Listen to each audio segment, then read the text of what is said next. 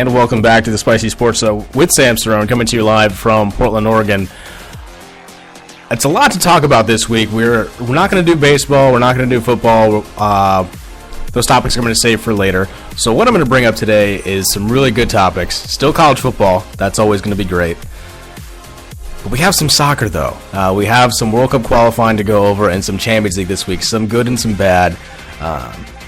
Looking at it, some teams that have seen so far is that the top three, the teams that have cleared all three matches with maximum points. You're looking at Barcelona. Keep pulling it up here. Barcelona, Atletico Madrid, and Leicester City of all teams, which is pretty amazing. So we're going to talk about that. Like I said, World Cup qualifiers, college football, and Champions League, which is great. So I have a new guest for the first time. I'm always excited when new guests come into the show. So for me, this is a treat because, again, this is one of the reasons why I can do soccer. I got Thomas Estrada live from Elizabethtown, Pennsylvania. What's going on? Hey, Sam. Well, it's a pleasure to be on the show. Thank you for inviting me. Well, thank you again for being here. So without further ado, we'll just get right into it. Champions League this week has been pretty impressive. With the games that have gone on, we'll go over the Tuesday games. A lot of the scores really weren't that surprising. If you're going to look at it, Real Madrid beating Warsaw 5-1, Dortmund winning their match easy. But the teams that have surprised me are from the English Premier League. Leicester City has been horrific in the Premier League thus far. However, again, they've cleared all three matches so far with maximum points, beating Copenhagen 1-0.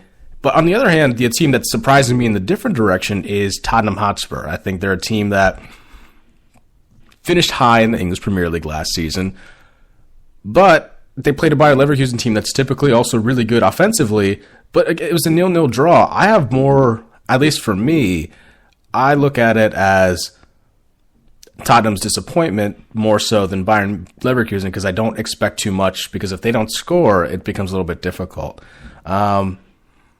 Also, Juventus winning 1-0 over Lyon. It's been pretty light scoring on Tuesday. From what do you expect? Again, for being a first-time team in the Champions League, Tomas, what do you think Leicester City's chances are really moving forward in the Champions League? So I think Leicester City is a huge question mark in the minds of most people, including myself. I think even though they won the Premier League, there's still a lot of people who wonder, was that a fluke? Was that one and done, this just magical Cinderella season, something that can't be really replicated or followed up? And it's one of those things where, like, you have seen teams, for example, when Greece won the Euro, teams that by any reasonable expectation should not win a title, end up winning a title in short tournaments. But I really can't recall an instance like Leicester where they pulled through such a long-term season and still got the win over teams with a much bigger budget. So you would think that would be enough to kind of prove themselves and make themselves a firm contender for the following year as far as both Premier League and Champions League. But I have to admit, there's a lot of people, and I include myself amongst that bunch, who are probably still in a wait-and-see, more of a skeptic mode. And even I would agree with you that the fact that they have cleared their first three matches is a pleasant surprise. But I am still not fully on board with Leicester City being a firm contender for the title or anything like that. I think I'm still going to hold some reservations until they go toe-to-toe with the traditional powers like Bayern, like Barca, and Madrid, and then the round that follows.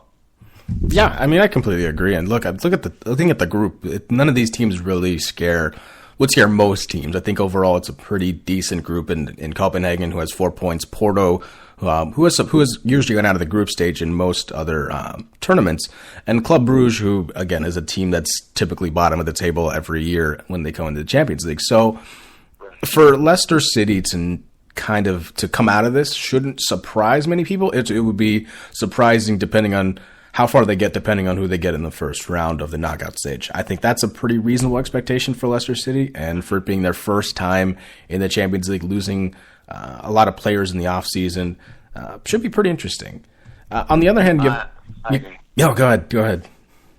No, I was going to say that the other thing that is an interesting point for me is that, quite frankly, I mean, when you look back to 5-10 years ago, the EPL was without a doubt the top league in the world. I mean, I think it was the elite teams were at the level, or if not higher than those of the Serie A or La Liga, and they had more depth too as a league.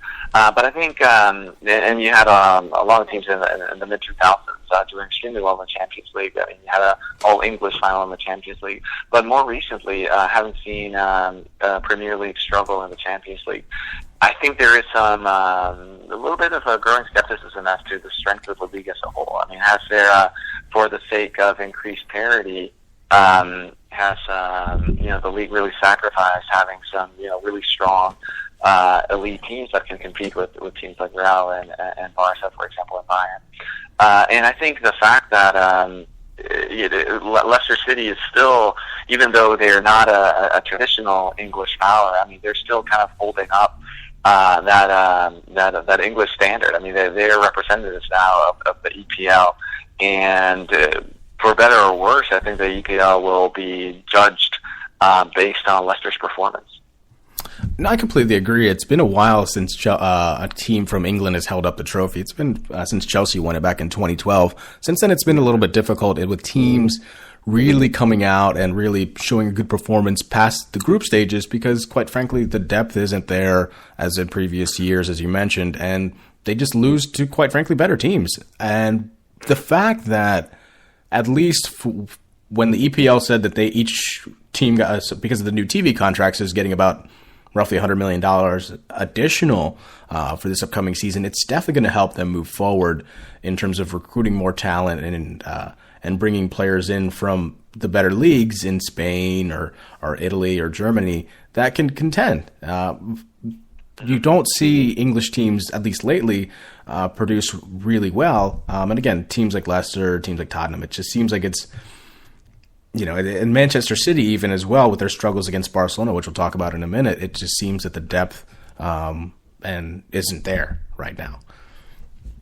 So going to the Wednesday games, one of the Wednesday games that I really wanted to talk about and definitely chime in, Tomas, is Barcelona-Manchester City. This was going to be a really good game overall. I think two of the top 5 teams that could win it all, in my opinion. Mm-hmm. I would agree. And then Barcelona was up 1-0 for about an hour. And then a bad pass in the back by Claudio Bravo caused him to have to put up a handball outside the box, which, again, caused him to get ejected. And then from there, you put in Willy Caballero, who isn't really that talent. He's a good backup, I would say, but not for a Champions League spot against the best team in the world. They let in 3 goals in the next 7 minutes after that. They lose 4-0.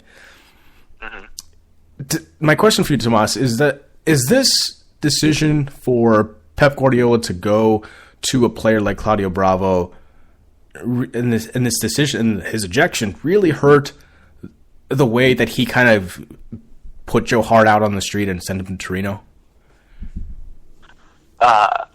I would say that's anytime you make a decision like that, it's going to be pretty risky. And then when the results end up looking bleak after the fact, I mean, it's easy to second guess those decisions. Admittedly, Claudio Bravo for me is a player that I've had mixed feelings about going back. When Barcelona first hired him after his performance with Chile in the World Cup, I was surprised. I thought he was a good, solid keeper. I did not think that he had done enough to show that he was quite at the level of other elite keepers in the world. So I was surprised when Barca picked him up. But then I kind of came around, especially watching the Copa America this summer, where I saw the level of leadership that he had for the Chilean national team, and a lot of the intangibles that when people think of Chile, they think of Alexis, they think of Vidal, but they don't necessarily think of Bravo as being one of the, the superstars. But I thought, that he really proved, he brought something to the Chilean team that was pretty impressive. So I'm like, perhaps I'm, missing out or being a little bit too harsh on judging, Bravo. But I think when a player is already doubted to begin by a certain sector of the audience, and then you've got some mistakes that happen, then a lot of those doubts are indeed going to come back. And it's, when in games like this, I think it becomes even more evident. Yeah, I think absolutely. It was a premier game. It was on national TV. You'd think that this game would have been really good. Had Bravo stayed in for the next 30 minutes, but again, he had to do the one thing that Joe Hart was sent off to Torino for, is just not playing well in the back. And again, it's going to definitely magnify the situation even more moving forward. But on the flip side for Barcelona, how good is Barcelona really, and how dominant can they be? How big is their potential? Obviously, they can win it all, but for me, it just amazes to me that Messi, even though he's another year older, still looks good, putting in a hat trick in the second half, and then with Neymar putting him the other goal to close it out. It's just, I think for me, and I don't know if you want to chime in on this. When Messi and Ronaldo retire, I think, before they came out, before they came up, typically the top goal scorer around the world in all leagues would probably score between 25, 30 goals a game, and that was considered a really good season. Now with Messi and Ronaldo, you have 40, 50 goals, maybe 60, and if they don't meet that, if they don't score every other game, they're heavily criticized for it, and they're just blasted in the media. I think my question is, how much are we going to miss Messi, and are we taking him for granted in the moment because he can do so much, and he's just that good, and we just expect him to put in a hat trick every other game? Right. So you bring up a couple of very interesting points, and one is Messi and Ronaldo. I'll talk about both of them. I think there's the long time internet debate as to is it Ronaldo or Messi who's the best player. I'd give a slight edge to Messi there, personally, but they're both fantastic players. I mean, I think they both have completely changed the game, changed people's expectations, as you pointed out, as to what a superstar can do. On the flip side, I think it's been unfair to those players, the level of pressure that's put on them, particularly in international tournaments, in terms of when you look at what Messi has done with Argentina, what Ronaldo has done with Portugal. Whenever these teams fail to meet expectations for any given tournament, usually the spotlight is immediately the highest level of scrutiny is going to be on those two players, and Messi and Ronaldo, and people are going to be extremely critical of them, perhaps not taking into consideration the sheer number of games, the physical exhaustion after a long season, because these guys are not just playing in their domestic league, but they're playing in the Champions League, and usually getting to really deep into the Champions League as well as their cup. So I think we have been, as fans, I think we have been spoiled, and I think there's going to be a very noticeable vacuum when these two players retire. I think there's been other eras when you go back to the early 2000s and the 90s and so on, where there's perhaps a more consistent cycle of superstars. Now for me, and perhaps you have an answer for this, but if I ask most people, well, who's the next great thing? Like, who's the next big superstar? Who in that age